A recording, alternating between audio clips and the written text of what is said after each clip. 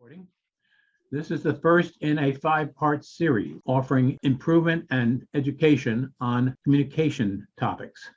So the first topic, as you saw in the invitation, is about websites.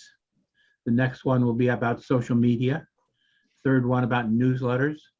A fourth one about how to run a chapter meeting effectively. And a fifth one, which really is talking about communications with your community as a whole. Format of all these is going to be pretty much the same. We're going to have a presentation by a subject matter expert. We will reflect on the results of a survey of the chapters that are going to come to see where they are today. Then we hope to present a sort of a pseudo panel where we have some best practice examples and some challenging chapters that are having challenges in that particular topic area. And that'll evolve into an open question and answer conversation so that everybody gets a chance to ask their own questions or comment or add their own input to it. So tonight, our subject matter expert is Paula G. And if you look at the last part of her name, you see why we call her Paula G. Paula G has been a friend of TRIO's for TRIO Philadelphia now for at least 25 years. I can remember, Paula, you came out one of our support group meetings and shared on one of the topics you were going into at the time. Paula has been a consultant on our website work with the Post-Transplant Cancer Project, for example. And she's out of corporate America and in her own business now for the past 15 years. And so she's a good friend, and I invite Paula to share her screen and talk about whatever she's going to do. She is a web designer, and she's got a lot of experience. So with that, I'll pass it over to you, Paula. And do you want to keep me honest on time? Remind me how long I'm speaking for. Jim. Yes. Yeah, just remind me how long you want me to speak for, and let me know if you're going to keep me honest. Our target was in the 15 to 20 minute range, but you are key to the meeting, so we give you as much leeway as we can. Okay, sounds good. Well, thanks for being here, to those of you who are here live and anyone who might be listening in on the replay. And like Jim said, I've been around for a while, and specifically as it comes to websites, because I also do some other business consulting in my small business. I've been building these things since oh my goodness, 1995. So I've been around the platforms and a wide variety of organizations and individuals. And so my intention today is to help give you some food for thought, some tried and true information, and here's a platform for questions. So don't hesitate to ask.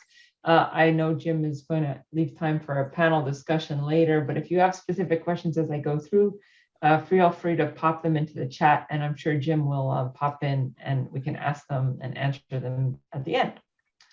So my quickie agenda is really why is a website essential? Like, does it still even matter here now in 2022 as opposed to years ago when we've got all this social media around? I want to explore some different options. You may have heard some terminology and some ideas and maybe bantered back and forth with friends or other chapters or whatever and what they're doing, just to give you some pros, cons, and things that are out there. Some best practices, give you a sense of, as Jim was talking before we officially started, just because you've got it built and it could be functioning wonderfully and it can look beautifully, but it's the care and feeding, if you will, is very important and often a challenge for organizations and volunteer-based organizations. And then there's the panel discussion and Q&A. So I pride myself on trying to make things be explained in plain English and non-techie language. And if I slip into a black hole of technology or something and you have a question, feel free to flag me down, wave your arms, throw tomatoes or whatever might get my attention. So I wanted to start with a teeny tiny bit about me, like why do you want to listen to me? Other than the fact that you trust Jim and Jim has brought me here today. So like I said, I've been working in the website realm from back in '95 when I was working in corporate, and I've worked my way through different companies building intranets and working on web design and working on web applications and IT teams in corporate. And then in the last 14 and a half years, running my own business with business coaching and still doing website creation and maintenance and consulting and such. So that's all to say that I've seen a lot of things in my day, and I've known how what needs to happen to work and be under the hood, if you will.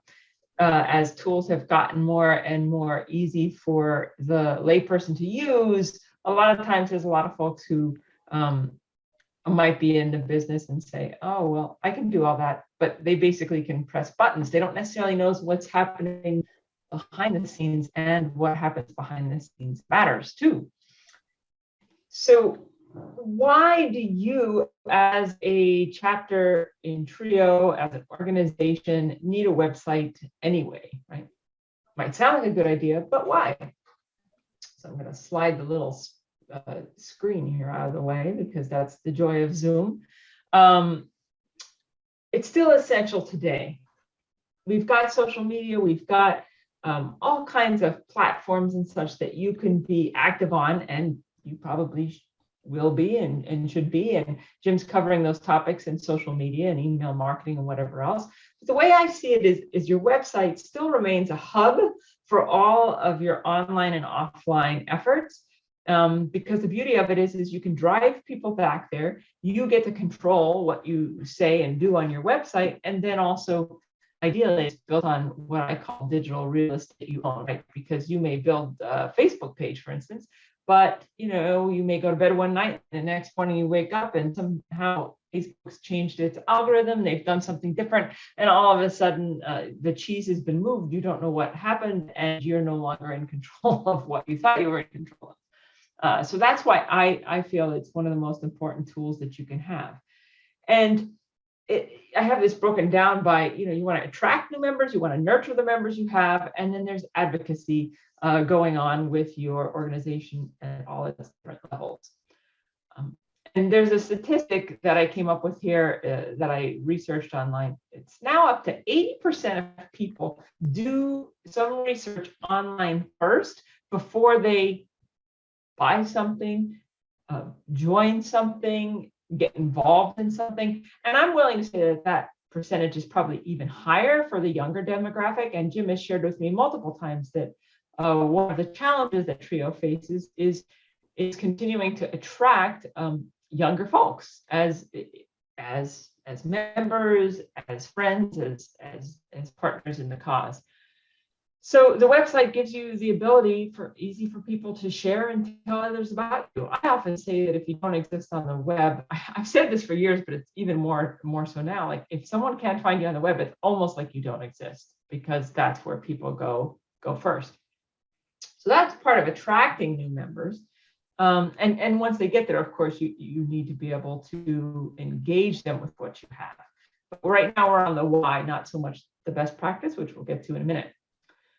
Then you want to nurture members, right? So if there's one thing that the pandemic has shone a light on, is the fact that there's an increased need for this ability to stay connected beyond in-person events. Because most people didn't expect 2 years ago to be like, yeah, we're not going to have an in-person event for months and months and months and months.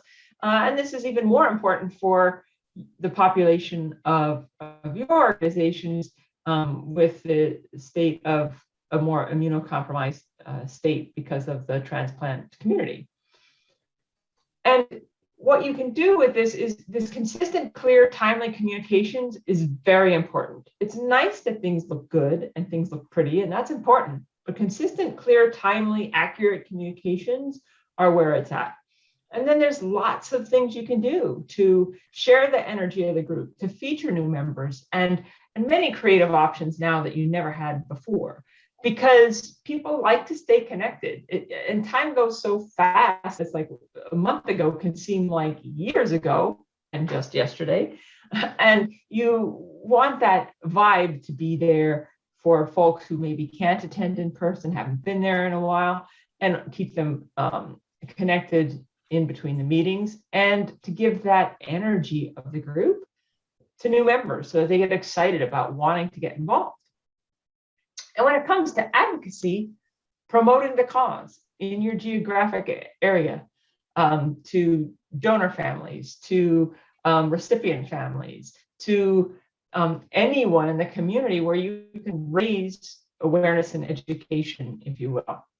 And it helps encourage giving, because many times Jim and I will talk about his latest projects of connecting and partnering with other organizations that are willing to offer grants for a trio, whether it's a chapter or the national organization. And often it comes with, can you also include links back to us, do this sort of thing for us in terms of the partnership for the giving. And when you've got a website, that gives you a platform to do that.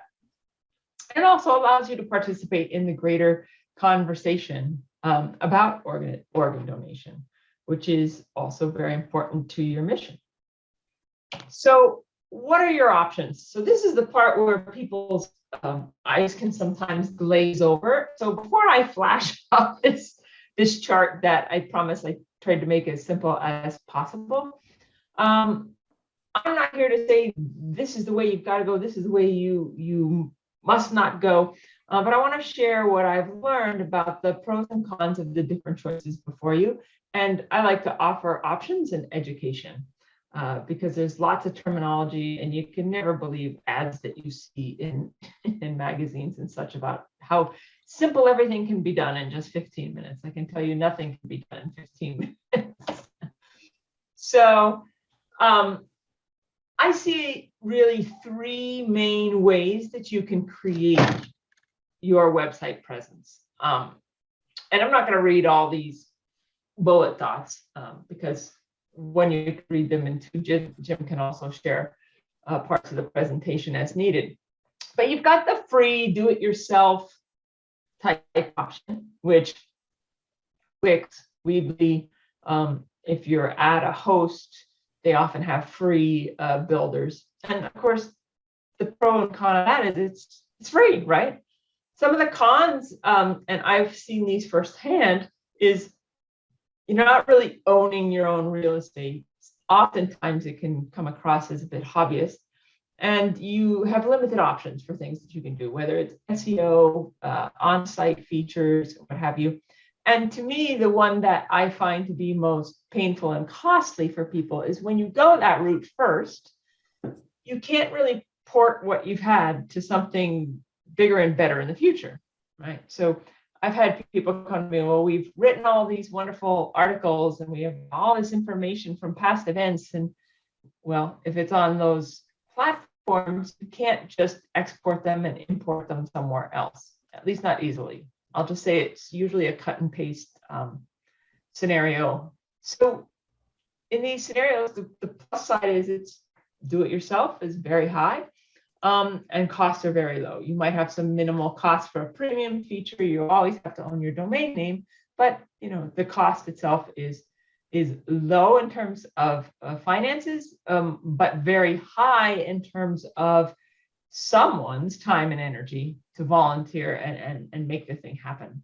And then you've always got the question of who's going to maintain it later. So we'll just kind of hang that one aside for now, but that's true for all of the options. The middle of the road option is okay, let's go on a hosted platform, something like a WordPress.com, not WordPress self-hosted, which we'll get to in a minute. WordPress.com or Squarespace are some of the most common. Pros of that is you don't have to worry about the back end, so to speak. You don't have to worry as much under the hood. It's fixed for you. The options for building it out are more professional.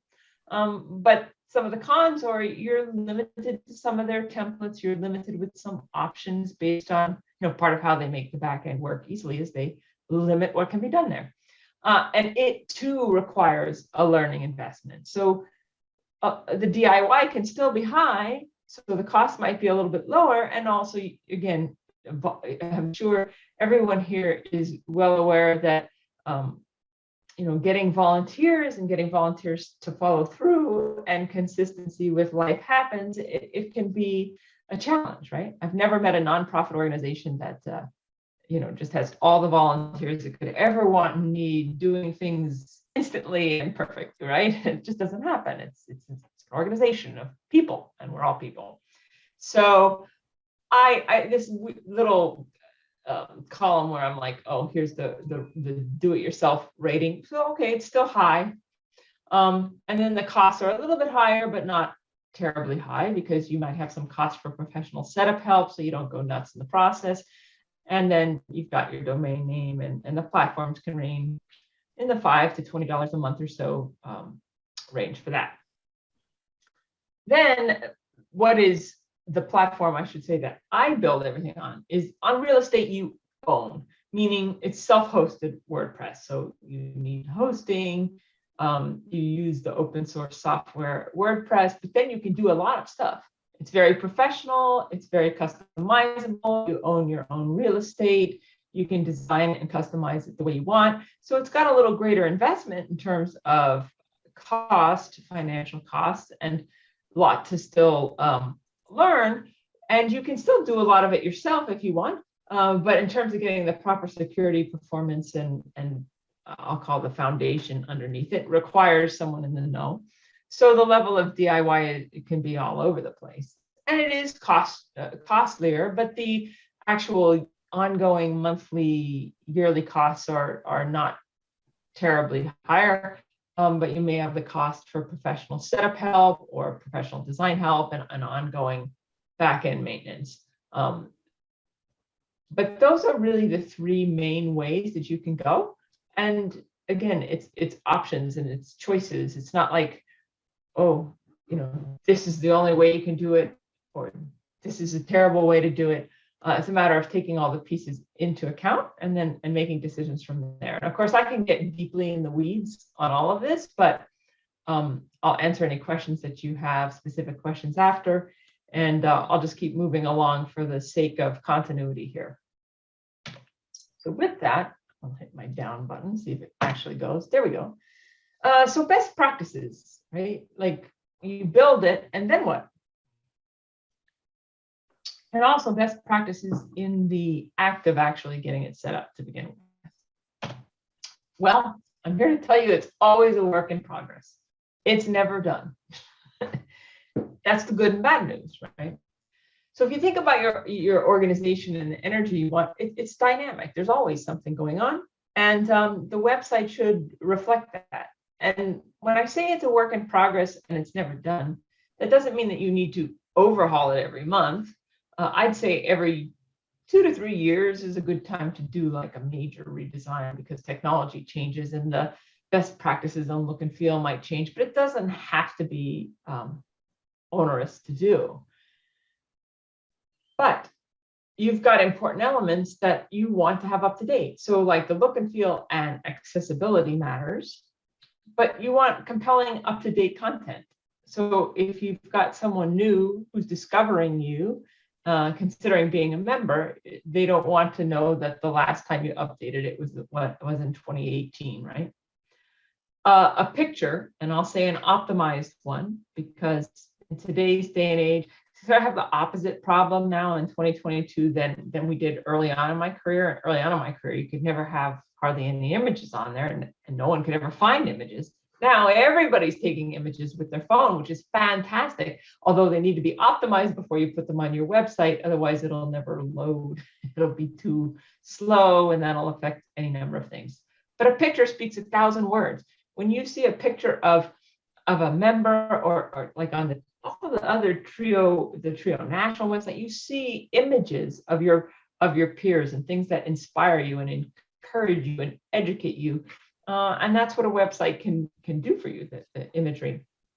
I spoke about how it's the hub of the wheel, and your outreach, your social media, your offline brochures, your connections in the community, the email newsletter. These are all the spokes coming off of your wheel, and they all work together.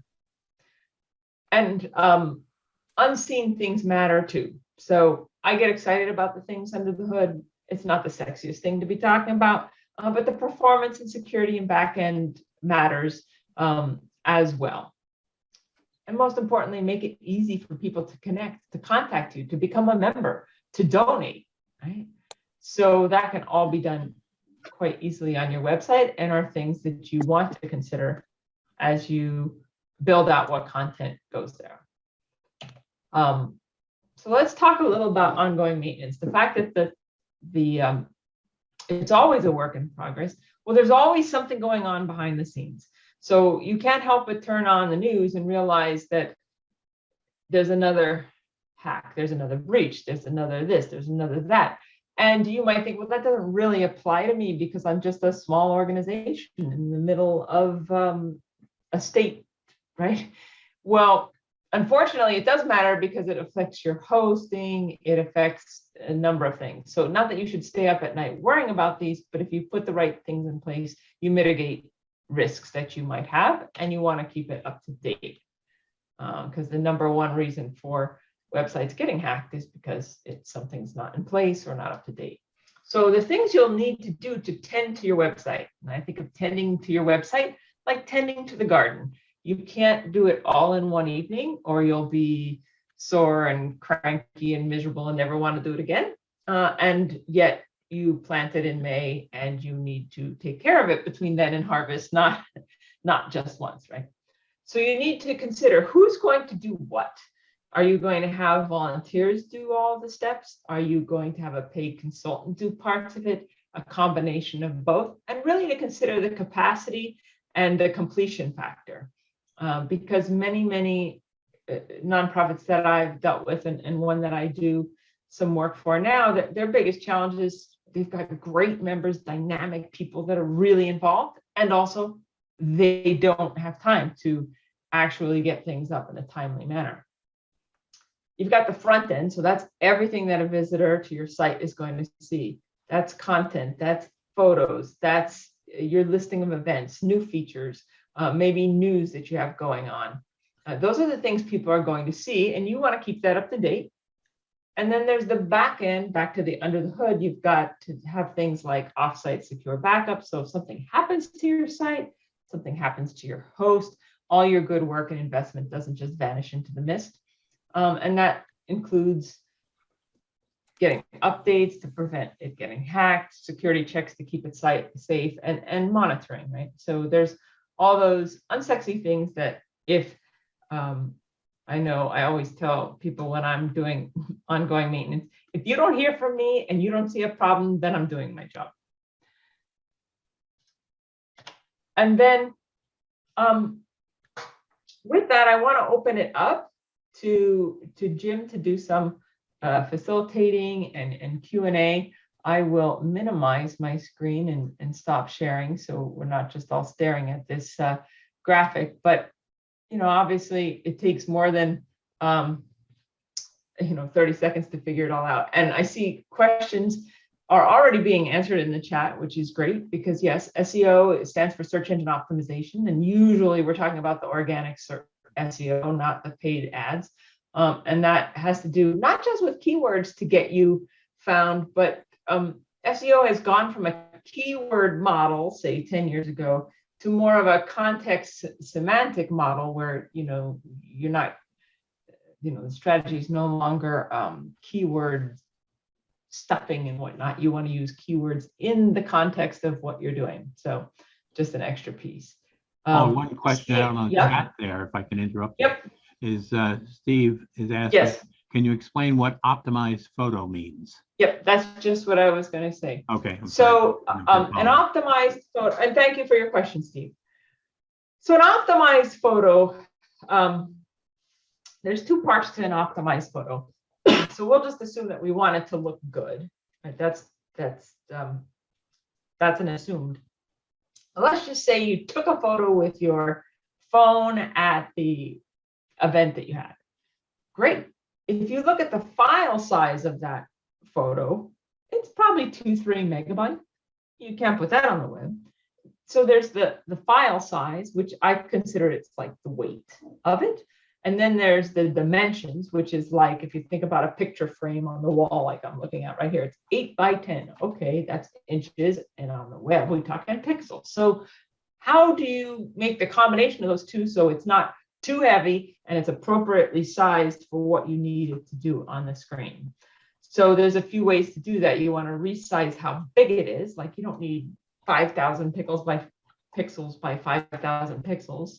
You just need something that's going to be proper for whatever design your website has.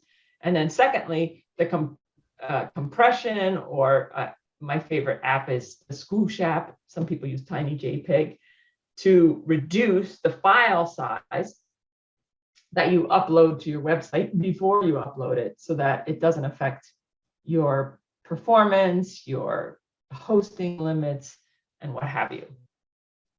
I hope that wasn't too crazy techy, but those are the two parts to optimize photos. Let me interrupt and just ask a question. By a show of hands, are you able to hear what's going on? Joy is not getting good audio. Show your hands if you're okay. Thumbs up. Okay, that's what I thought. So I advised her maybe to sign out and come back in. Cool. Okay. Any other questions for Paula while we're here? Steve, did that help you? Yeah. Yes, it did. The next question I've got, I think I need to verbally express. Can you guys hear me? Yes, Yes. you can. Okay. As I was working with you as you're going through your presentation, my first thought was in terms of labor and in terms of time. Holy cow, this website's going to be a backbreaker. And much of my past work with Trio, the San Francisco Bay chapter, had to do with writing a newsletter. And I couldn't help thinking as we were going through this was, do I need a newsletter if I've got a real top-notch website? And my question to you, Paula, is the clients you work with, do some of them skip the newsletter entirely and just rely on the website? I mean, we've got Twitter, we've got Facebook and all the other stuff too. And it's just, holy cow, there's so much to be working on. Yeah. I know Jim's going to go into great detail on email newsletters in a future webinar. So I'll just speak to the fact that not everybody's consuming content in the same way, right? So the way I see it is when someone gives you permission to come into their inbox, it's like they're giving you a more personalized invitation for you to talk to them, right?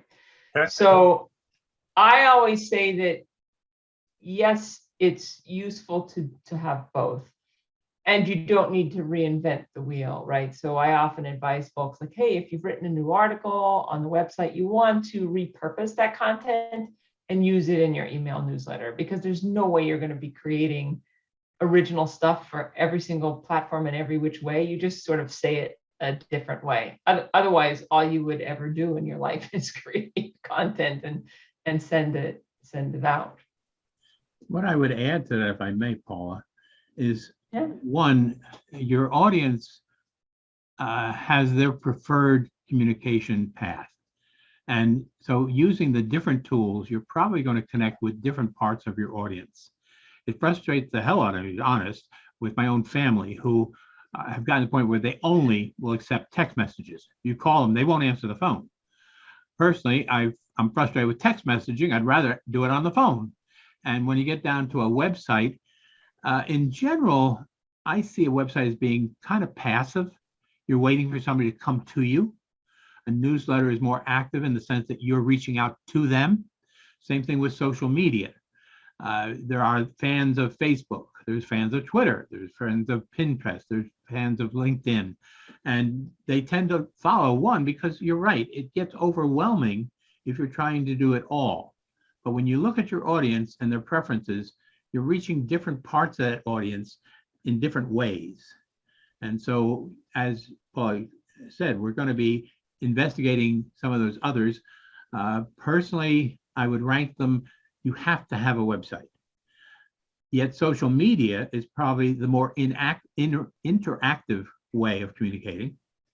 And then a newsletter is probably optional these days.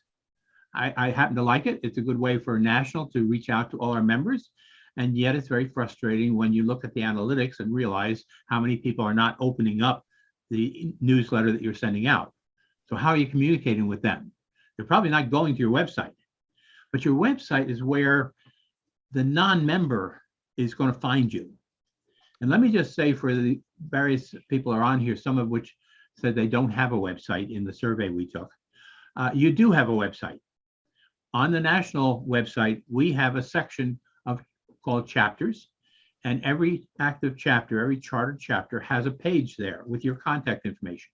So when people are doing a search out on the internet using your chapter name or your geography, if you have a website, they're going to find that first, but they're also probably going to find a link to this page that we maintain on the national website, which we've done some extra work with just recently, and every one of your chapters got an email that said, hey, when we were discussing this recently internally in our leadership, we realized that so many of those activity reports, which is what constitutes most of that page, along with your contact information, your website address, your Facebook Express link, all are there.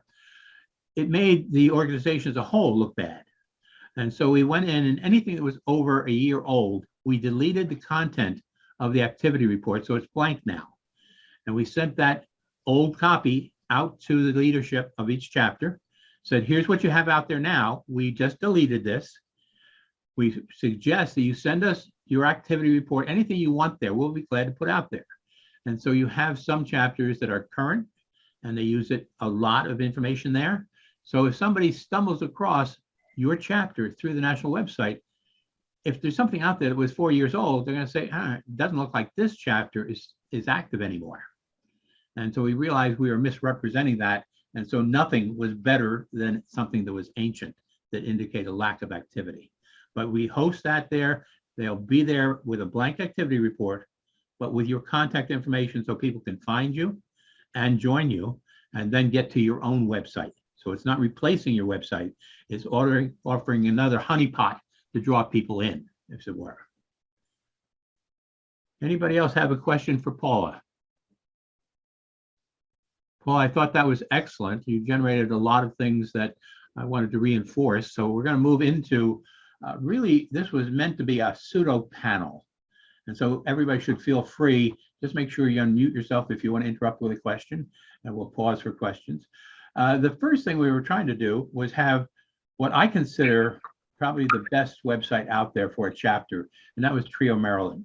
And I'm going to go to share that screen with you so you can see what that is if you haven't been there recently. And so right now you should be looking at the Trio, Maryland website.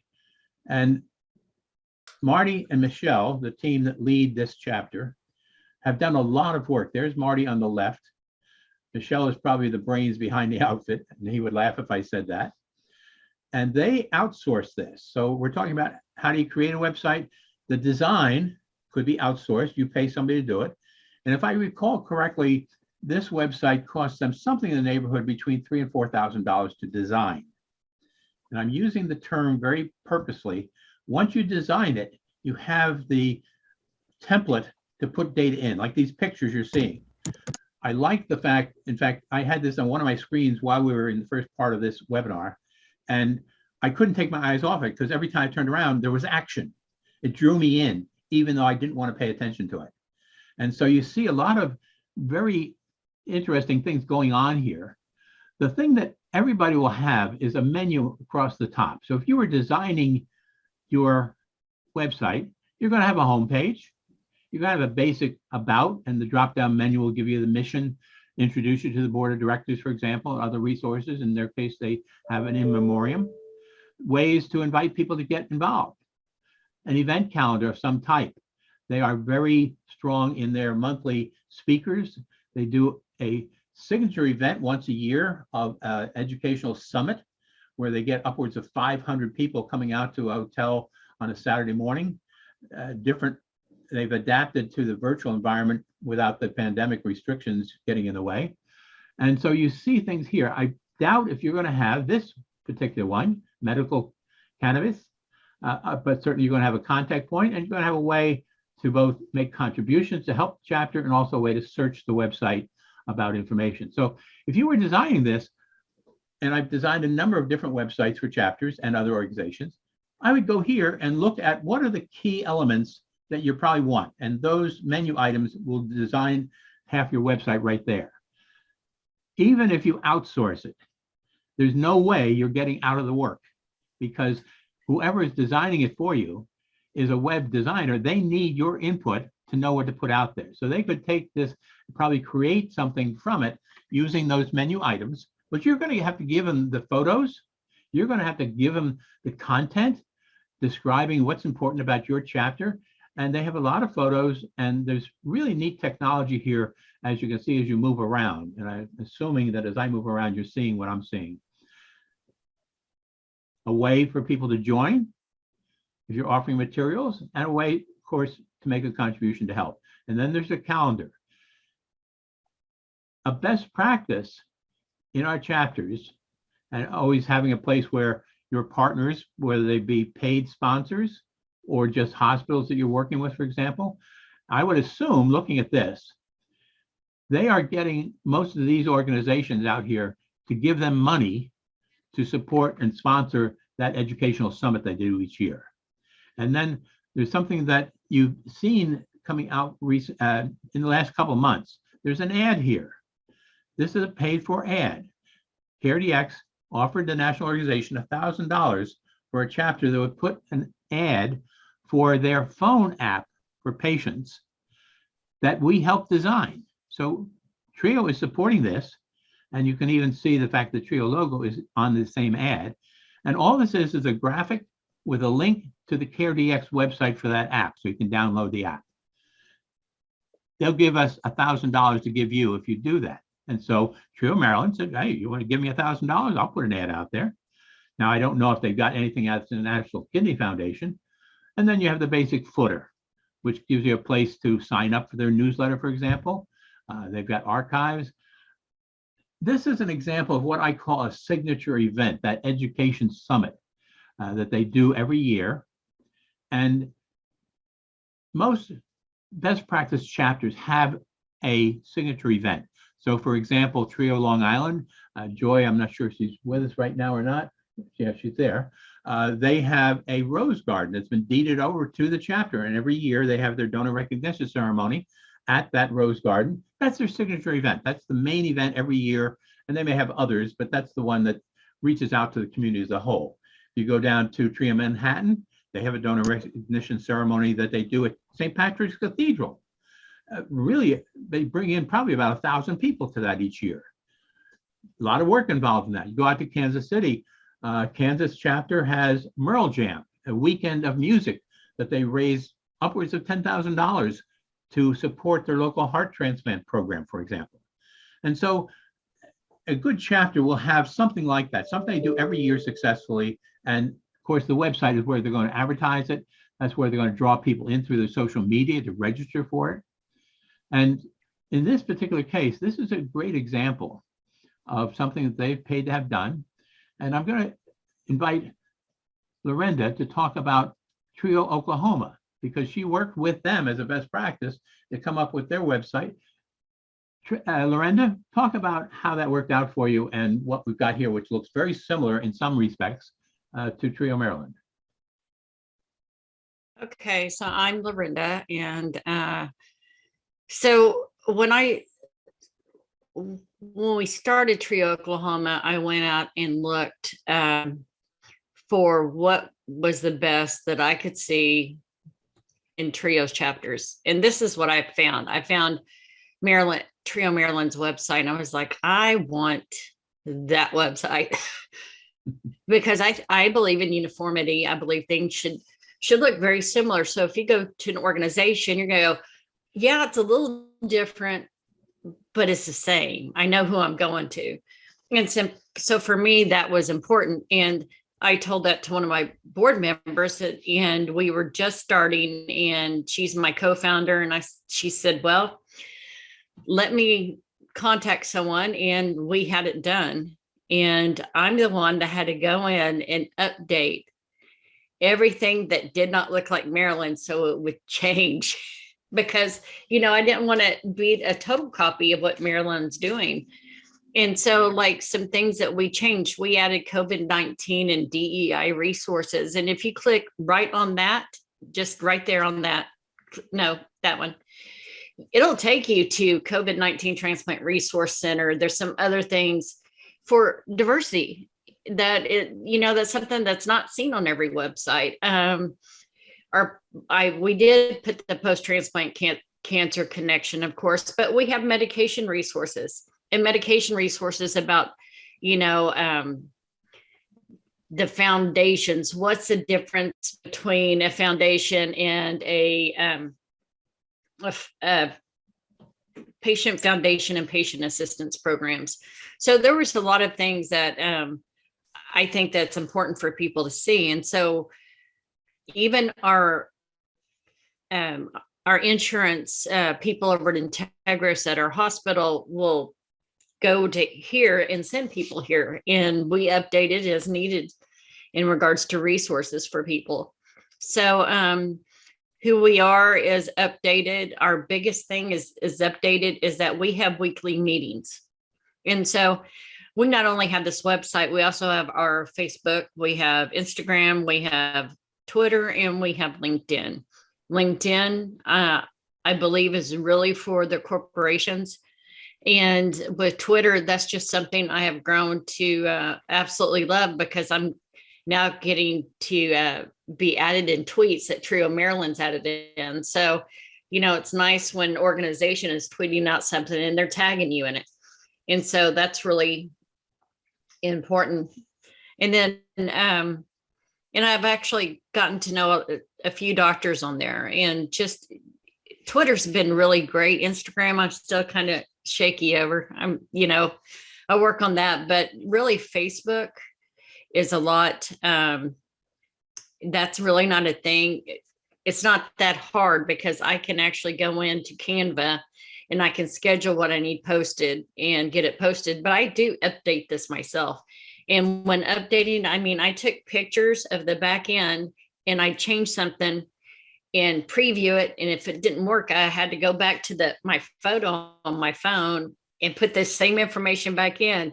And so I did that by myself. I worked, as Paula said, numerous hours and frustration, and there may have been some words that came out that were very, amusing, but it was really, it was hard, but I managed to get through it and managed to teach myself. So now I can go on the back end and update it as needed. And so there's another update coming with some new, what we've done lately in regards to, I always put our public policy, our national public policy. There's no reason for me to add anything unless there's something going on in Oklahoma. So, Lorenda, did you have a volunteer mimic the Trio Maryland site to create this, or did you pay for it? Oh yeah, I didn't know if you wanted me to bring that up, but so absolutely, we're talking about things like every chapter needs to know. If there's money involved, they need to know.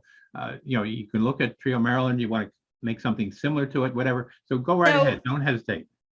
So I talked to, like I said, a board member, and so she used someone on Fiverr, and we got our total website.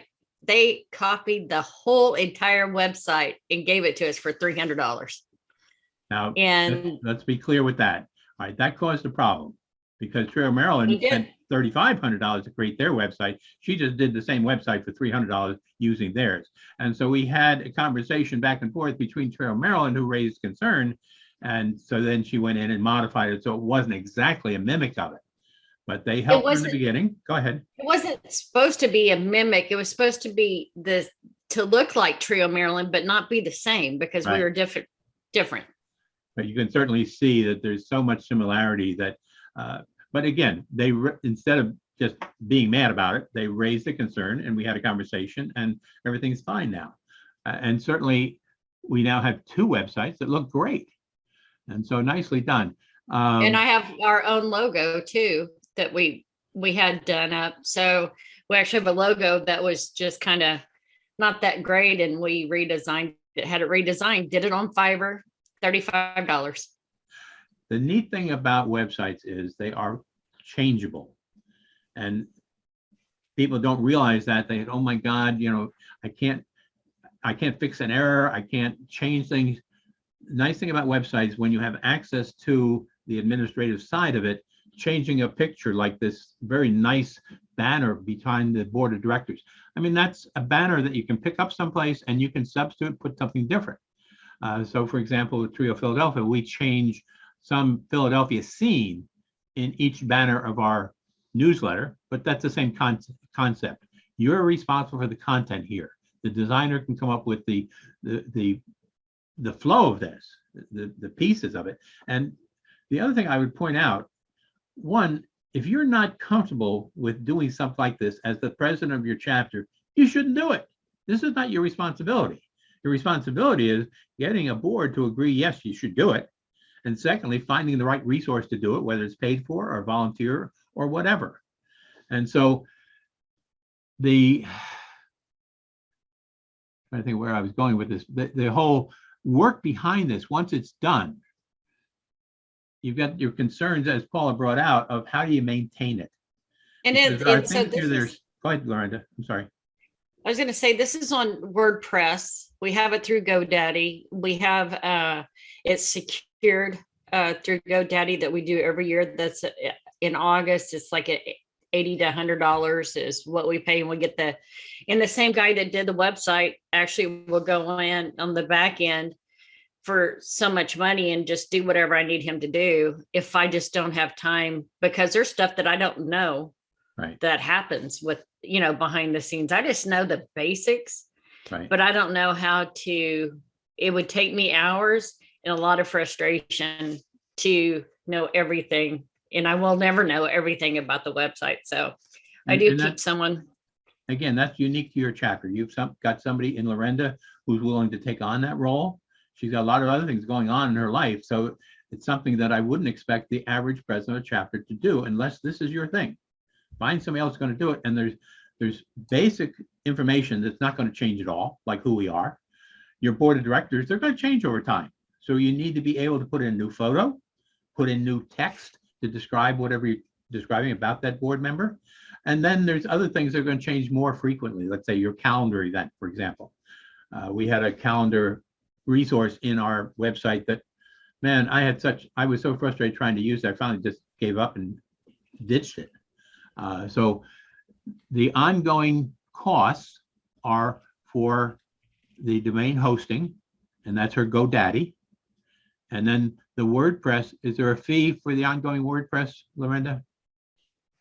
Yes, it's not, I think we're like at $50 a month or something. Okay. Maybe less than that, because we have a telephone associated that comes into my phone. And so you're going to have these other expenses that you've got to figure out. Some are going to be monthly, or you can pay it on an annual basis and get a little discount to it. But you have to have a domain. You have to host it someplace. So the name you pay to keep. You have an organization like GoDaddy, very well known, that provides the server that your website sits on. And then you may have a fee for whatever platform you're using, like Wix, for example. And most of these will have, as Paul pointed out, a free version. But then when you get into it, you may want to do something that is no longer part of the free. And that's how you get drawn into some type of subscription service. So for example, if you're going to take donations, you may find that the free version doesn't allow you to do that. Well, wait a minute, I need to take donations. Okay, then you're going to pay for them some fee to move up to the next level of service, the premium platform, or each one, the platinum or whatever. Yes, Lorinda. For me, to get Trio Oklahoma going, in my mind was I had to have a website, and I needed to look good, and I needed board members. I didn't, so I could get going in the community and have the hospital, come up and say, wow, that looks professional. Because as Paula had said, people do go back and look for a website, but the younger you get, the more they go to Facebook and other things. But ultimately, that was something that I had in my mind that had to happen. I think most people, when they're looking at an organization, would assume if it's a credible organization that they have a website. whether the website is a quality website or just a performer website, that's something else which talk about quality. I'm going to move on now. I'm going to show you something. This is Trio Philadelphia's chapter, which was a WordPress version, and it allowed us to, our menu is what you see here. And so then you had sort of a calendaring type thing where you put up messages and so forth, inviting people to your meetings, for example, or an event. And so these photos are from the games, for example, and promoting the members doing various things. This, I would say, is the type of thing you probably saw more of a number of years ago. And so we have evolved more recently to this. And so while it's not a Trio Maryland site, I would say Trio Maryland is better than that, and Trio Oklahoma is better than this. But this was done using Wix. And I think that the net cost to us in a year is about $350. And it allows the modern web developing things that Paul was talking about are a drag and drop elements. So for example, if you look at this, there's your menu again that you tailor to whatever you want to have people find. This banner is a drop-in row. The rotating words here are a feature of that. And then what we have is these elements here that bring you into the website. So for example, let's talk about what we do. All right, we click on here, which should take us to who we are, our history, what we do, etc. And then down the bottom, we have ways to register for our newsletter, ways to contact us. I play as the webmaster. Our president has contact information here. And we're inviting people into, and that's a picture of one of our annual meetings type situation. And then if we go to our projects, this is where we get into a lot of photographs. So you have somebody in your chapter who's willing to take pictures, that's golden. Grab them and make sure that you can see what they've got. And then we promote things like, that's our new president at the time, and he's a bicyclist. And then we have another one, events, all right? And this is our organ procurement organization. And this is the type of thing we work with them, doing all sorts of things. And so again, our focus here is getting people some sense of what we're about. Some of these are old photos, no question about it, but we're not going to take them down. And some of these are done every year. And it's a way of promoting. This is the president of the OPO, and the Trio chapter honored him for his years of service. And so we get a great play out of these photos. And so that's the type of thing I'm talking about when I say, once you have the design, you have a lot of work creating and updating the maintenance part of this. So usually that maintenance can be pretty straightforward in terms of changing a photo, changing some text, for example, like when you get a new board member or you want to put a message out there. So those are pretty straightforward that the average person could handle. You're not going to be a technician to have to do that if it's done right. And so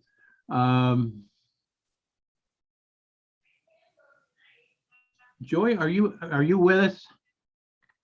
Can you hear us? Joy? I see her here with the screen, but no picture, and I don't know if she can hear us or not. Joy is a Trio Long Island.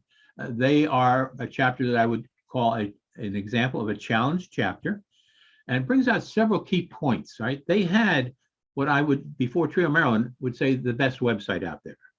And the person who maintained it for them went away, and it was one in contention. And so there was a problem with the website. Something was posted on the website that shouldn't have been there, and they took the website down, and they won't give it back to the chapter. So Joy's in the situation as president of that chapter of coming up with a new website.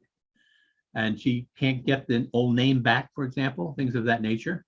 And so she is in the mode right now of trying to get a volunteer to do work in creating a website for her.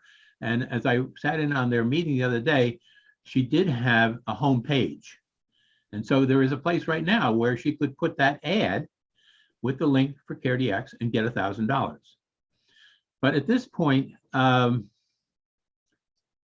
I'm watching the time and we're getting real close, so I'm going to cut this a little bit short.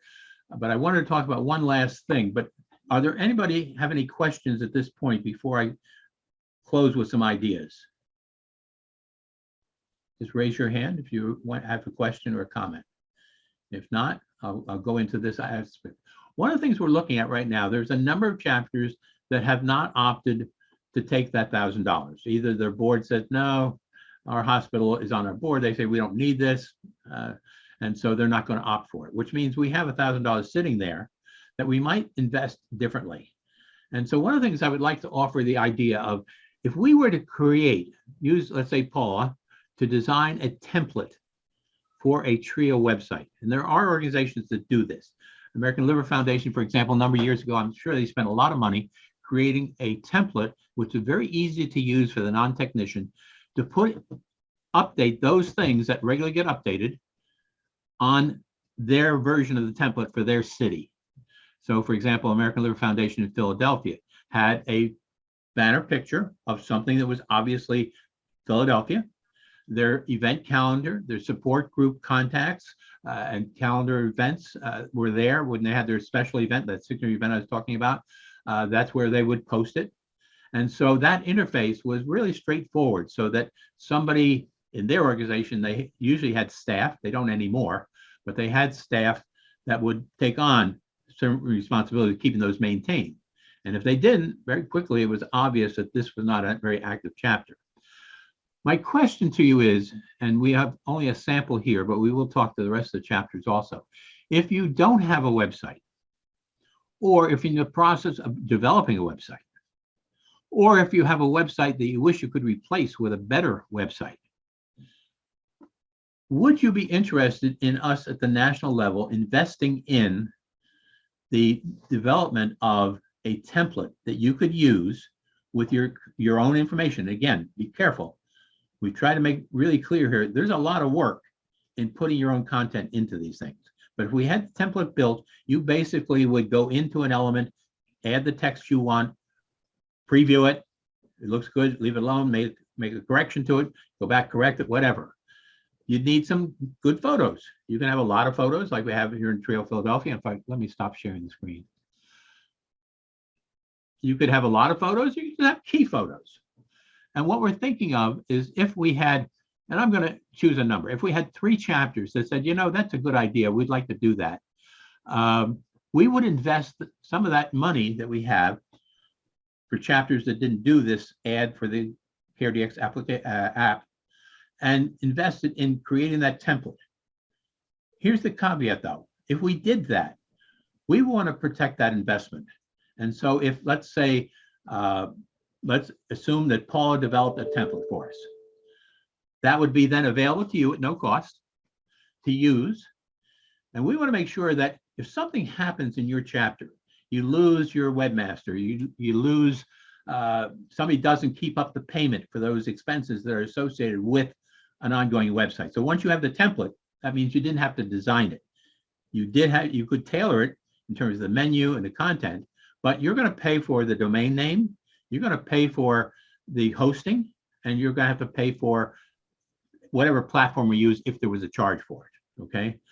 If you stop doing that, then what happens is they shut it down.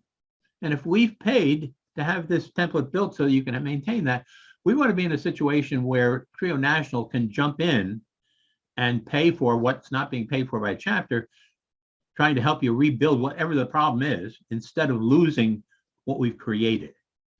So my question to you is, and I'll start with Abby, for example. Abby and I were on the phone earlier today, and they're in the mode down there in Austin, Texas, of creating their website.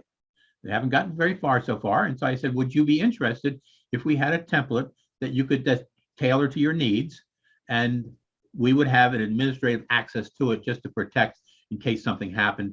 One of the other things you want to be careful of is how you're going to back up this information. And secondly, how you're going to back up whoever it is that maintains it for you. So if you do get into one of these conflict situations, you're not in the case of a chapter of the content, Jim, you know, our webmaster died or left, and we don't know what the password is. Can you help us? No, I can't. And so we were able to do some things to help them, but those kind of backups are things you don't normally think of. You're too busy with the website itself. You need to protect your investment. So Abby is one who said, yeah, we'd be interested if you're going to do that. And so my question to you is, for any other chapter here, and we'll check with the other chapters also, are you interested in using a chapter website template? Walt, you're saying yes. Okay, so that, well, you're in Austin, so of course you're agreeing with Abby. Who else do we have out here? David, you said yes in an email to me earlier, so I know that's number 2. I'm not sure if Joy was interested or not. I'll follow up with her. I've had conversations with her, but I didn't get an answer to that. And so Rose up there in San Francisco, you okay with the website you have, or would you like to take advantage of a common template? I think we definitely need a new website. We have someone who's been maintaining our website for a while. And so I think it's just figuring out like how to make that transition to a new website. And I really like the idea of Lorinda, like having our websites look somewhat cohesive, not exactly the same, but I think that there's something to having them look similar, because then it looks like we're official and it looks like we're all kind of together and supporting each other. So I really like that idea. And I think I put it in the chat, but I don't know if everyone saw it. I think we should just get that Fiverr person that Lorinda got to do all of ours. Okay. All right. I'm going to say there's enough interest with the people we have here that we'll probably go ahead with that. Realize that while the framework will be the same, your pictures and your content are unique to your chapter. And same thing with the calendar of events. That would be something you'd be maintaining. Now, if you turned around and said, well, listen, I want to put something different up in my menu there. And if that's not part of an easily tailored part of the template. So for example, you saw that Marilyn had something about cannabis up there. I don't think every chapter would have that. I'm not going to put it on our chapter, but that's what they're interested in doing. And so if you wanted to do something like that, that was more than just plug in the content, the picture, the text, there would be a relationship with the designer of that template that you could, for a fee, modify that template to your needs. So you wanted to add another menu item up there, if that was doable, that would probably be something that wouldn't be part of the template, but could be expanded with technical support. And that technical support would be up to your chapter to enter a relationship to do that. Would have some standard contract in place so you know what you're getting into. But by all means, take this back to your boards and see if that's what you want to do. And we're going to formalize this. Gary will formalize this in a follow-up to find out which chapters would be interested. And if we do that, we'll go ahead and use the standard stuff, and we'll give you a chance to preview that and see if you have any other things you think everybody would be interested in that should be in there. So you have a chance to look at it beforehand. And then you would not get the $1,000 because we're going to spend it to build a template. And so that ad is going to get there, but that's part of the deal. We're using that money to give everybody that needs it a standard chapter website.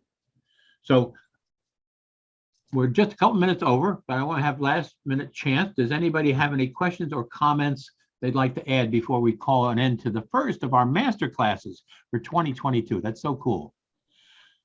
Jim, anything? You good? Walt, you good? Steve, you okay? Yes, I thought Paula's presentation was superb. Thank you. I totally agree. That's why we picked her. Paula's been a good friend. Like I say, she's in the Philadelphia area, so we've had her as part of when we had face-to-face support group meetings. She's had some interesting business stuff that we've used with the chapter, and she's been a volunteer presenter for us, which helps her business too, of course. Abby, thumbs up, right? You're okay? There we go. David Hall, anything you wanted to add to that? Are we good? Thumbs up. All right. Rose, I can't see you, but I think we're okay. Lorinda, anything you want to add? Thumbs up. Okay. And that's Walt's phone there. We missed anybody? Gary, anything else you want to add? Nope, all good. All right. And Paula, any closing comments you'd like to add as our subject matter expert, SME, subject matter expert? Thank you. Excellent. Well done. No, just turn off your automated backup shutdown before you get into an evening presentation. All of a sudden, poof, everything was gone. All right. Hey, thank you everybody for coming out. You're going to see some follow-up you. on this. And even though you said you were interested tonight, you'll have a chance if you need to go back to your board and get them to approve what your decision is. There'll be options for that. And right now, I think we've got enough interest. And if we get a couple more chapters, it'll make it even easier to go ahead and come up with something that you'll get a chance, as I said, to preview and then become your website with us on the admin side having a touch to it. Okay. So thank you very much. Stay tuned. The next one, I don't think we have a date for, do we yet, Gary? I know we had an No, I don't think it's been set yet. All right, you're going to see that we have 5 of these, and we're calling it the 2022. But I think if we did it quarterly, we're going to be the first quarter into 23. So we'll see how this all works out. But I hope you've enjoyed the evening. I hope you're going to find it useful. And if you need any support, any help, give me a call. And we'll see how we can help you either through Paula's support, for example, or maybe even another chapter answering some questions you may have or showing you how they did something. Great evening. Thank you very much. Appreciate your input and appreciate your support. Good night. Good night.